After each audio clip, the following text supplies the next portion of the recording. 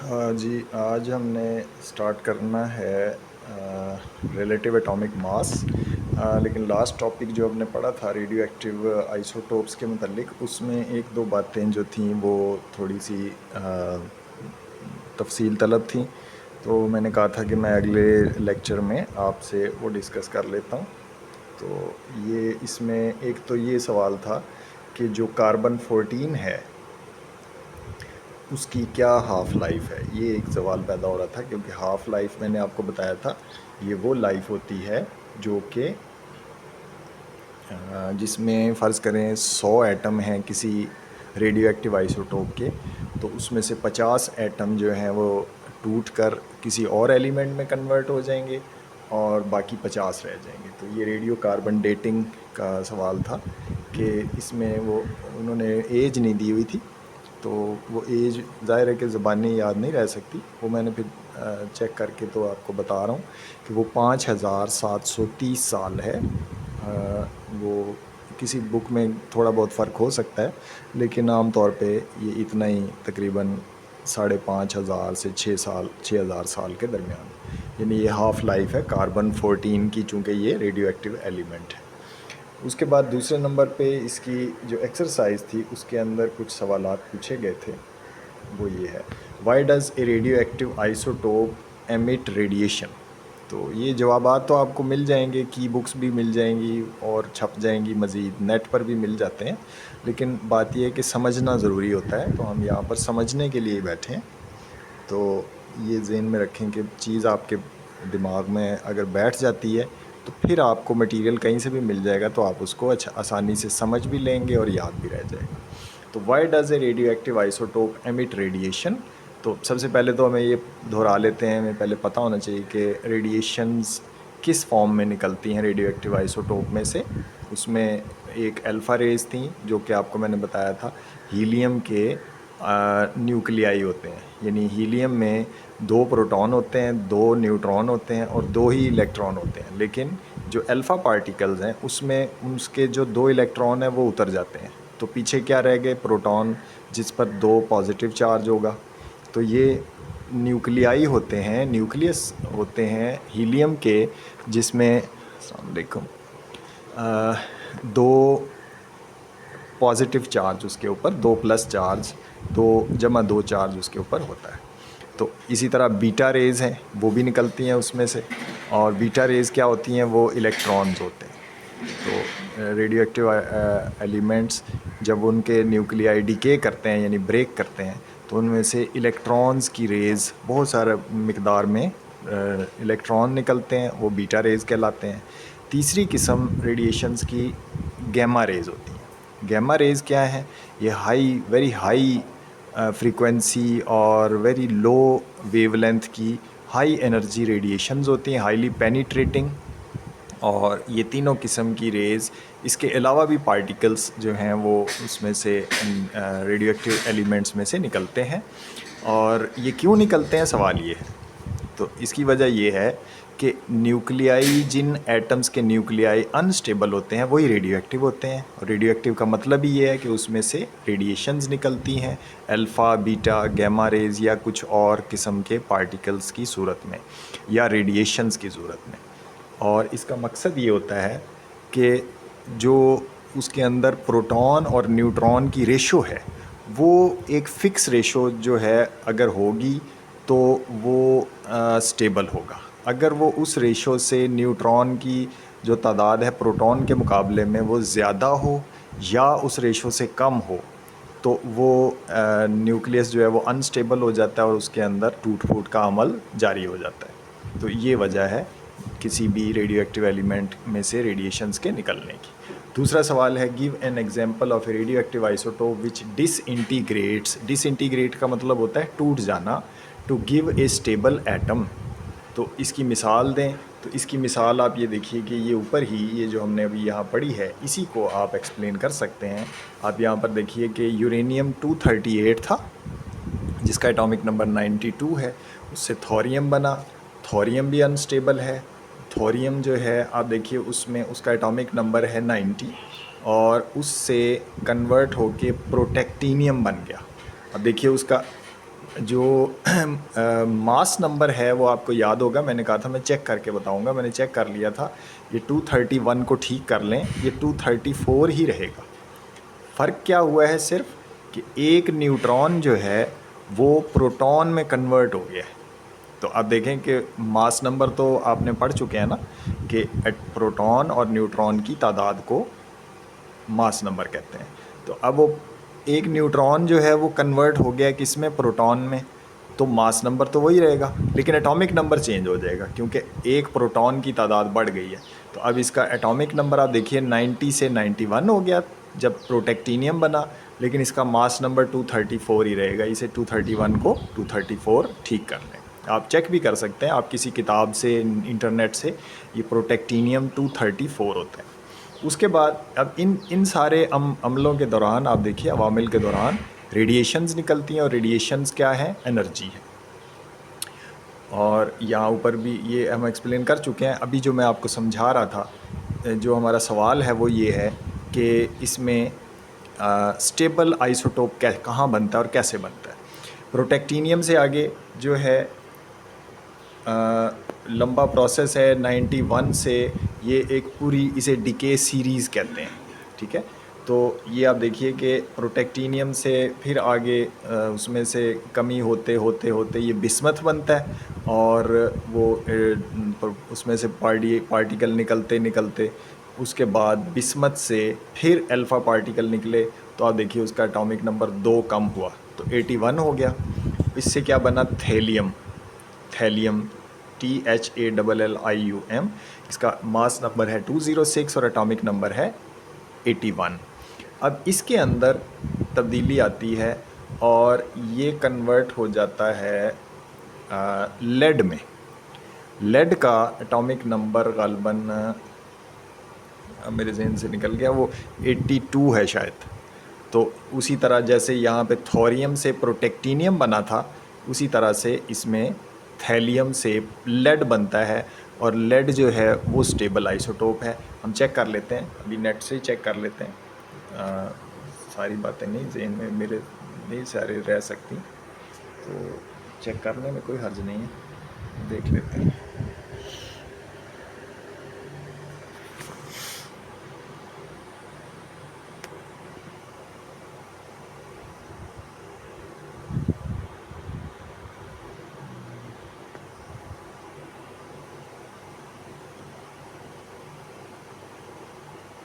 जी, ये इसको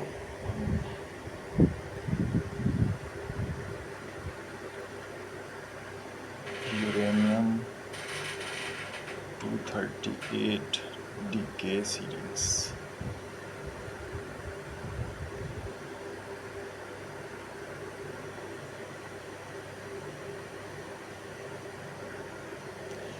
ये आप देखिए कि यहाँ पर ये थैलियम, आप देखिए इसका एटॉमिक नंबर है 81, ये आप देख रहे होंगे, ये आपको नज़र आ रहा होगा। ये देखिए ये 230, ये यूरेनियम से चला है। ये यूरेनियम देखिए वही 92, 238, ये मुख्तलिफ, ये इससे प्रोसेस से गुज़रता हुआ आप देखिए ये थोरियम, प्रोटेक्टीनियम, यूरेनियम 234 बना, और प्रोटेक्टीनियम के आप देखें 234 ही है एटॉमिक मास, और 91 इसका एटॉमिक नंबर है। फिर दोबारा थोरियम बनता है, और ये 90 यूरेनियम से दोबारा से प्रोटेक्टीनियम से फिर यूरेनियम बना, यूरेनियम से फिर थोरियम बना, लेकिन इनके एटॉमिक मासेस आप देखिए, मास नंबर्स डिफरेंट है। और फिर ये होता हुआ आप देखें, ये मुख्तलिफ़ प्रोसेस से गुज़रता गुज़रता बिस्मथ भी आता है, इसमें थैलियम भी आ गया। थैलियम के बाद आप देखिए कि ये लेड बना, लेकिन 82 एटॉमिक नंबर है, मास नंबर है 210। थैलियम से थैलियम का एटॉमिक मास था 210 और 81 एटॉमिक नंबर। और मकसद बहरहाल आपको समझाने का ये है कि अल्टीमेटली आप देखिए सबसे आखिर में ये 82 206 लेड जो है ये मोस्ट स्टेबल एलिमेंट है पूरी पीरियोडिक टेबल में। ये सबसे, और भी स्टेबल होंगे, लेकिन ये इस डिके सीरीज़ में आखिरी जो एलिमेंट है वो लेड है, जिसका एटॉमिक नंबर 82 है और मास नंबर 206 है। तो ये आप लिख सकते हैं कि uranium 238 atomic number 92 is converted into lead which is stable, which has atomic mass number 206 and atomic number 82. ठीक है जी, वापस आ जाते हैं हम अपने टॉपिक की तरफ। तो ये तो हो गई बात इस दूसरे सवाल की कि स्टेबल एटम बन गया, और ये जो डिके सीरीज़ आपको नज़र आ रही है ये कंप्लीट नहीं है। ये नेट से आपको ये सारी पिक्चर भी मिल जाएगी, और ये यहाँ से भी आप देख सकते हैं जो मैंने आपको दिखा दिया है। तो आप फर्दर इसको स्टडी करना चाहें, लेकिन आपका सवाल का जवाब आपको मिल गया शॉर्ट क्वेश्चन कि यूरेनियम 238 एटॉमिक नंबर 92 से चलते हुए हम लेड जो है वो स्टेबल आइसोटोप है, स्टेबल एटम है, जो कि जिसका एटॉमिक नंबर 82 और मास नंबर 206 है। ठीक हो गया। आज का हमारा टॉपिक है page number 26, relative atomic mass. Last time आपको मैंने बताया था कि मैं आपको थोड़ा सा इसका आइडिया दूंगा, लेकिन वो रह गई बात। तो मास नंबर तो याद है आपको, सिंपल था कि काउंट कर लें आप प्रोटॉन और न्यूट्रॉन की तादाद को और जमा कर लें, और फिर उसके बाद आपका मास नंबर आप कैलकुलेट कर लेते हैं। रिलेटिव एटॉमिक मास क्या चीज़ है? इसमें हम कंपेयर करते हैं किसी भी एटम के एटॉमिक मास को एक ख़ास स्टैंडर्ड के साथ। एक स्टैंडर्ड ले लिया जाता है। स्टैंडर्ड किसको लिया जाता है? वो लिया जाता है कार्बन 12 को। क्यों? उसकी वजह ये है कि जो आइसोटोप है कार्बन के, वो हमने पढ़ लिया है अभी। कार्बन एक 12 होता है, एक 13 होता है, एक 14 होता है। तो जो उसमें 12 कार्बन है, उस एक आइसोटोप को स्टैंडर्ड माना जाता है। क्यों? क्योंकि उसका जो 1/12 पार्ट होगा, क्योंकि उसका मास नंबर 12 है, तो उसका जो 12वां हिस्सा होगा वो एक कंप्लीट 1 होगा। उसके अंदर कोई पॉइंट्स या 0.01, 0.001 कुछ नहीं, 12.0000000080 तक उसका एग्जैक्ट मास होता है। और उसका जब हम 12वां हिस्सा डिवाइड करेंगे वो भी 1.000080 तक वो होगा। ठीक है, तो इस वजह से उसको स्टैंडर्ड के तौर पे माना जाता है। और रिलेटिव जब इसे कहा जाता है तो इसका मतलब ये है कि इसका रिलेशन यानी इसकी रेशो है ली जाती है कार्बन के साथ, कार्बन स्टैंडर्ड के साथ इसको माना जाता है। इसकी सादा सी मिसाल ऐसे है जैसे हम चीज़ें तोलते हैं। तो मिसाल के तौर पे हमने चीनी तोली है 1 किलो, तो हम एक पलड़े में किलो का बाट रखते हैं और दूसरे पलड़े में चीनी रखते हैं। उसका भी वो भी रिलेशन होता है, उसको भी हम रिलेट करते हैं। यानी एक पलड़े में चीनी पड़ी हुई है, एक पलड़े में किलो का एक बाट पड़ा हुआ है, तो वो भी रिलेटिव टू दैट वेट, हम उस वेट को या मास को कैलकुलेट करते हैं और फाइंड करते हैं। दूसरी बात ये है कि जो इसमें मास होता है, ये रिलेटिव एटॉमिक मास, ये उस एलिमेंट के तमाम जो आइसोटोप्स हैं उनका एवरेज होता है। याद रखिए, जैसे कार्बन है, कार्बन का जो रिलेटिव एटॉमिक मास है वो उन तीनों आइसोटोप्स का जो नेचर में उनकी परसेंटेज है उसके मुताबिक होगा।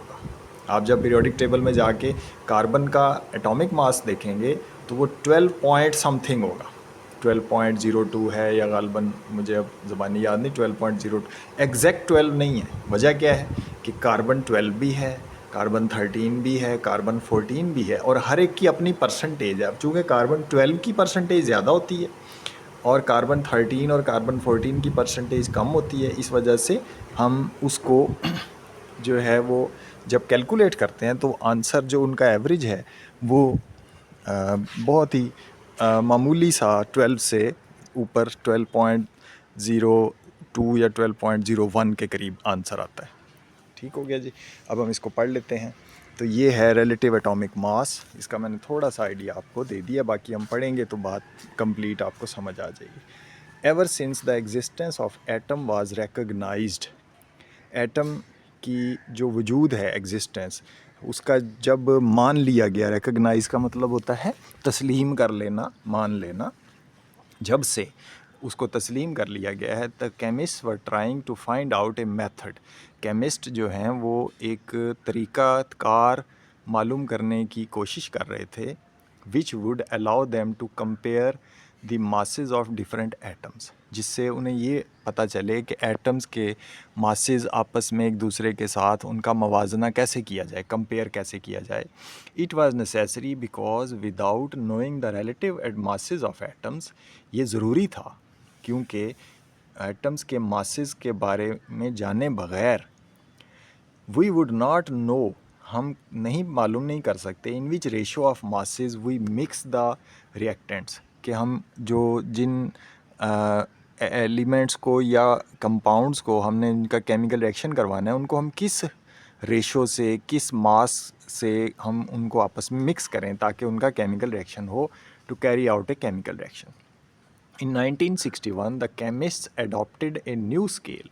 1961 में केमिस्ट ने ये स्केल दरियाफ्त किया और या उसको डेवलप किया। उससे पहले उनका कॉन्सेप्ट नहीं था और उससे पहले वही मास नंबर ही चलता था, ठीक है। डेवलप किया for the measurement of the relative masses of atoms. उससे उसके ज़रिए वो एटम्स के जो रिलेटिव मासेस थे, यानी उसको कंपेयर करके जो मास निकाला जाता था उसे रिलेटिव मास कहते थे। किसके साथ कंपेयर करते थे, मैंने बताया आपको, कार्बन 14 के साथ। The unit mass of this scale is 1/12, वो 12वां हिस्सा है, of the mass of lighter isotope of carbon taken as 12। तो जो आइसोटोप कार्बन का 12 है उसको स्टैंडर्ड लेकर उसका 12वां हिस्सा जो है वो माना गया एज ए स्टैंडर्ड। जैसे हमारा वज़न जो हम आम दुनिया की ज़िंदगी में जो है जब किसी भी चीज़ को तोलते हैं तो हम किलो के हिसाब से तोलते हैं, तो किलो जो है वो स्टैंडर्ड है for measuring the mass. Weight भी कह लेते हैं लेकिन फ़िज़िक्स में उसका थोड़ा सा फ़र्क हो जाता है वेट और मास में। आम ज़िंदगी में हम वेट भी कह लें या मास कह लें, वो एक ही बात होती है। The mass of one atom of carbon on this scale is exactly 12 and the masses of the other atoms are measured relative to this unit। तो दूसरे एटम्स के मासेस जो हैं वो इसी के मुताबिक पैमाइश उनकी की जाती है। The relative atomic mass of an element, अब ये डेफिनेशन आ गई है, इसे अंडरलाइन कर लें, is defined as the mass of an atom of that element relative to the mass of light isotope of carbon taken as 12। तो ये carbon के 12 एटॉमिक मास का साथ उसको कंपेयर करके मालूम किया जाता है। The relative atomic masses of elements are expressed in atomic mass units. तो इसका यूनिट क्या है, इसे हम AMU से ज़ाहिर करते हैं, एटॉमिक मास यूनिट। इसका AMU जो है उससे ये बनता है। एक बात जो इसमें ये बताना गालबन छोड़ गया है वो ये है कि ये जो रिलेटिव एटॉमिक मास होता है वो उस एलिमेंट के तमाम आइसोटोप्स का एवरेज होता है। It is defined as 1/12 the mass of an atom of carbon 12। तो ये भी चीज़ आप डेफिनेशन में लिख सकते हैं कि ये उसके तमाम आइसोटोप्स की एवरेज होती है। अब ये AMU क्या है और इसको कैसे कैलकुलेट करते हैं, ये इसका बहुत आसान सा तरीका है, मैं आपको बता देता हूँ कि ये आपको रट्टा नहीं लगाना पड़ेगा।1 AMU is equal to 1.67377 multiply 10⁻⁻27 kilogram. ये कैसे आया, ये क्या आंसर है, और ये आपको रट्टा नहीं लगाना, ये मैं आपको समझा देता हूँ। एक चीज़ आप रट्टा लगानी पड़ेगी आपको, वो है एवोगैड्रोज़ नंबर। वो आगे भी जिक्र आएगा एवोगैड्रोज़ नंबर क्या होता है। वो अगर आप नोट कर लें, लिख लें, तो वो जब आपने याद कर लिया, क्योंकि वो उस टॉपिक में तो आपने याद करना ही करना है, क्योंकि वो तो एक कांस्टेंट नंबर है, वो साइंटिस्ट ने डिस्कवर किया था और वो प्रूवन है, उसको साबित कर लिया गया है। ये चीज़ जो है फिर आपको रट्टा नहीं लगानी पड़ेगी, ये वो याद करना आसान है, ये ज़रा मुश्किल है। तो वो चीज़ जो है वो ये है कि आप एवोगैड्रोज़ नंबर कहते हैं 6.02 लिख लें आप लोग, 6.02 मल्टीप्लाई 10⁻⁻23, ये एवोगैड्रोज़ नंबर होता है। अगर इसका आप इन्वर्स ले लें, यानी इसको 1 से डिवाइड कर लें, 1 डिवाइडेड बाई 6.02, और उसी तरह नीचे ही लिखेंगे उसके साथ ही मल्टीप्लाई करके, लेकिन दोनों वैल्यूज़ नीचे होंगी, मल्टीप्लाई 10⁻23। अब इसको जब आप कैलकुलेटर में पुट करके आंसर निकालेंगे तो वो आंसर जो आएगा वो ग्राम्स में होगा, और वो उसमें भी 10 की पावर -24 आएगा आंसर जब आप उसको कैलकुलेटर में पुट करेंगे। तो अब आप उसको जब 1000 से मल्टीप्लाई करेंगे, डिवाइड करेंगे, तो वो किलोग्राम्स में कन्वर्ट हो जाएगा।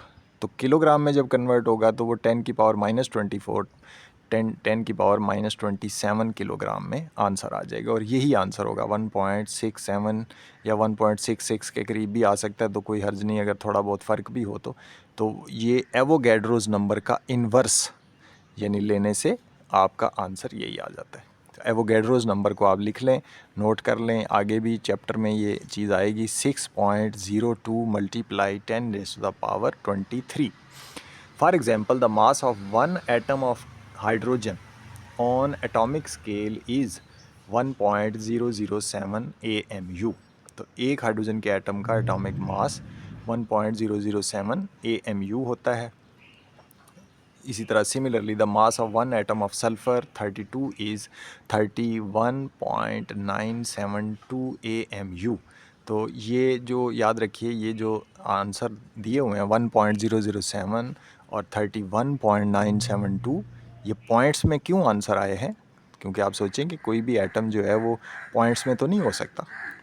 तो उसकी वजह यही है जो मैंने आपको शुरू में बताई थी कि उसके तमाम आइसोटोप्स का एवरेज लिया जाता है। तो उसमें कुछ आइसोटोप ऐसे होते हैं जिनका एटॉमिक मास कम होता है, कुछ ऐसे होते हैं जिनका ज़्यादा होता है। तो उन सब की जब एवरेज उनकी परसेंटेज से मल्टीप्लाई करके निकाली जाती है, उसका भी गालबन आगे सवाल आएगा। ये देखें ना, calculation of relative atomic mass. तो इसके अंदर आपको ये बात समझ आएगी कि ये पॉइंट्स में क्यों आंसर आता है। उसके बाद वो ये पूछ रहे हैं कि how would you compare the masses of the atoms of magnesium and chlorine. तो इनको कैसे कैलकुलेट करेंगे, कंपेयर करेंगे। तो एक तो बात याद रखें कि इनके मासेस जो हैं वो कैलकुलेट किए जाते हैं मास स्पेक्ट्रोमीटर की मदद से। ये इंस्ट्रूमेंट है और ये हमें कंपेयर करके बताता है कि एग्जैक्ट मास कितना है किसी एलिमेंट का। उसके बाद वो जो मास स्पेक्ट्रोमीटर है वो हर आइसोटोप का अलग अलग बताता है, याद रखिए। वो हमें उसकी परसेंटेज भी बताएगा कि वो नेचर के अंदर इतने परसेंट, मसलन मैग्नीशियम है तो जब हम मैग्नीशियम का फाइंड करेंगे उस मास स्पेक्ट्रोमीटर में तो वो बताएगा कि मैग्नीशियम के फ़र्ज़ करें उसका एटॉमिक नंबर होता है 12 और मास नंबर होता है 24। तो हो सकता है कि उसके जो आइसोटोप है एक 23 वाला भी हो, एक 24 वाला हो, एक 25 वाला हो। क्लोरीन के तो दो मुझे याद है होते हैं, एक होता है 35 और एक होता है 37। और इन दोनों का जो परसेंटेजेस हैं वो भी अलग अलग हैं। तो उन दोनों की परसेंटेजेस और उनके जो मास नंबर्स हैं उनको आपस में मल्टीप्लाई करके आपस में ऐड किया जाता है और फिर वो आंसर जो निकलता है तो क्लोरीन का 35.45 के करीब जो है उसका रिलेटिव एटॉमिक मास होता है। क्यों? क्योंकि ये एवरेज होता है। एवरेज का जिक्र इसमें इस टॉपिक में नहीं किया उन्होंने, ये टॉपिक में सही तरह उन्होंने नहीं बताया हुआ, तो मैं आपको इसीलिए इसकी डिटेल थोड़ी सी बता रहा हूँ। कैलकुलेशन, बात यह है ना, जब तक बात मुकम्मल पूरी तरह ना बताई जाए, कंप्लीट पिक्चर ना बताई जाए तो बात समझ नहीं आती, फिर वो रट्टा लगाने वाली बात होती है और फिर मज़ा नहीं आता। तो आगे कैलकुलेशन से भी शायद हमें बात कुछ क्लियर हो जाए। Calculation of relative atomic mass from isotopic abundance. ये वो एबंडेंस जिसकी मैं बात कर रहा था, परसेंटेज। एबंडेंस का मतलब होता है कि नेचर में फ़र्ज़ करें हमने 1000 एटम कलेक्ट किए हैं मिसाल के तौर पे हाइड्रोजन के, तो उसमें से हाइड्रोजन 1 जो है जिसका एटॉमिक मास होगा या मास नंबर होगा 1, उसकी परसेंटेज होगी फ़र्ज़ करें 98। यानी 1000 एटम में से हो सकता है वो 980 या 985 या 990, 99% अगर होगा तो 990 एटम होंगे। उसके बाद हाइड्रोजन 2 जो है जिसे हमने कहा था ड्यूटीरियम, वो हो सकता है वो 9 एटम वो हों। और एक एटम जो है वो मिसाल के तौर पे बता रहा हूँ, एग्जैक्ट नहीं बता रहा, समझाने के लिए बता रहा हूँ। 1000 में से 990 हाइड्रोजन 1 है जिसे हम प्रोटियम कहते हैं, और 9 एटम जो हैं वो हैं ड्यूटीरियम के, तो ये हो गए 999, 999। और एक एटम जो है वो H3 ट्रीटियम का होगा जो कि 1000 पूरे हो गए, तो इस तरह से ये अबंडेंस कहलाएगी उसकी percentage. An element usually consist of a few different isotopes with different mass numbers. These mass numbers which are called relative isotopic masses. तो जो कि आइसोटोप्स हैं उनके मासेस क्या कहलाएंगे? Isotopic masses.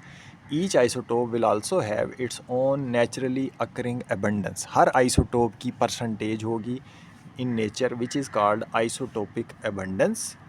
Relative atomic mass of an element can be calculated from the relative isotopic masses and isotopic abundances. तो अब ये उसको P से शो किया गया abundance को और मास को M से। तो अब ये देखिए पहला isotope relative atomic mass is equal to पहला आइसोटोप उसका मास और उसकी abundance मल्टीप्लाई करके और आगे प्लस फिर दूसरा आइसोटोप उसका मास उसकी मल्टीप्लाई उसकी अबंडेंस। जितने भी आइसोटोप होंगे उन तमाम के मासेस को उनकी अबंडेंस के साथ मल्टीप्लाई करके सम अप कर देना है, ऐड कर देना है और डिवाइड किससे करना है? 100 से। तो अब आप ये देखिए कि ये इससे उन्होंने बताया कि जनाब मिसाल दी है क्रिप्टॉन की। क्लोरीन की मैंने आपको मिसाल दी थी, वो भी ऐसे कैलकुलेट कर लेते हैं, आप ख़ुद भी कर सकते हैं। 35 जो क्लोरीन है वो ग़ालिबन 75% होता है, तो 35 मल्टीप्लाई 75 प्लस क्लोरीन जो 37 उसका मास नंबर वाला है उसकी परसेंटेज 25 होती है ऑलमोस्ट। उसको 25 से मल्टीप्लाई करें, डिवाइड करें 100 से, तो आप देखें आंसर क्या आता है। तो ये तकरीबन 35.5 या 35.45 आता है। क्रिप्टॉन में भी इसी तरह आप देखिए इसका आइसोटोप्स 3 आइसोटोप हैं। एक है 80, उसकी परसेंटेज है 2, 82 वाले की है 12%, 83 वाले की है 12%। ये वैसे 100% होनी चाहिए, हाँ नहीं आगे भी है, सॉरी। 84 वाले की 57% और 85 मास नंबर वाले की 17%। तो टोटल इसकी याद रखिए, इसकी परसेंटेजेस जो हैं जितनी आइसोटोपिक अबंडेंस है ये 100 के बराबर होनी चाहिए। अगर 100 पूरी नहीं है तो इसका मतलब आप कोई आइसोटोप मिस कर रहे हैं, तो आपको वो फाइंड करना चाहिए, वो इसमें ऐड होगा। जब 100% पूरा हो जाएगा तब ये आपकी कैलकुलेशन का आंसर सही आएगा। अब इसको उन्होंने सॉल्व कैसे किया, आप देखिए 80 को उसकी परसेंटेज से, 82 को उसकी परसेंटेज से, हर मास को उसकी परसेंटेज से मल्टीप्लाई किया, डिवाइड किया 100 से, तो आंसर आ गया 83.7। क्लोरीन की मिसाल देख लीजिए। क्लोरीन 37 इज़ एग्जैक्टली जो उसका आंसर है वो 24.23% है। और जो क्लोरीन जो है दूसरी 35 relative isotopic abundance of light isotope जो कि क्लोरीन 35 है, उसकी अबंडेंस है 75.77%। और इनकी परसेंटेजेस को इनके मासेस से जब मल्टीप्लाई करेंगे, हाँ ये क्लोरीन का उन्होंने कहा है कि फ़ाइंड करें, तो ये भी हम फाइंड कर सकते हैं। तो ये इसमें थोड़ा सा उन्होंने चेंज किया कि उन्होंने रिलेटिव एटॉमिक मास गिवन है 35.45 है, और जो लाइट आइसोटोप है उसका आपने मास रिलेटिव एटॉमिक मास तो नहीं कहेंगे, उसका मास नंबर कहेंगे, क्योंकि रिलेटिव एटॉमिक मास तो गिवन है 35.45। तो mass number of light isotope हमने कैलकुलेट करना है। तो ये इन्होंने लिखा तो यही हुआ relative atomic mass of chlorine, लेकिन याद रखें रिलेटिव एटॉमिक मास जो होता है वो तमाम आइसोटोप्स के मासेस की एवरेज होती है, ठीक है। तो अगर हम बात कर रहे हैं एज़ कम्पेयर टू कार्बन 12, तो फिर ये बात भी ठीक है कि रिलेटिव ही होगा वो भी, तो लेकिन वो एग्जैक्ट ही होगा, 35 होगा। जैसे इसका 37 है, पूरा होगा वो। तो आप ये देखिए कैलकुलेशन जब पुट की तो आप देखिए 34.95 आया, एग्जैक्टली इसका आंसर 35 होता है। नेक्स्ट है जी, calculate the relative atomic masses of lead. Isotopic abundance दी हुई हैं, isotopic abundance of isotopes are इतने % और उनके मास नंबर्स भी दिए हुए हैं, तो इनकी मदद से आप कैलकुलेट कर सकते हैं। तो ये चैप्टर हमारा ख़त्म हो गया जी। नेक्स्ट फिर हम एक्सरसाइज की तरफ जाएंगे, पेज 28। हम कहाँ से स्टार्ट हुए थे? पेज 26 से स्टार्ट हुए थे, ठीक है जी। आज इतना काफ़ी है, तो नेक्स्ट हम फिर एक्सरसाइज को करके चैप्टर 2 ख़त्म करके फिर हम चैप्टर 3 की तरफ आएंगे, ठीक है जी। MCQs नेक्स्ट में करेंगे, फिर ये लंबी हो जाएगी वीडियो। ओके जी, खुदा हाफिज़।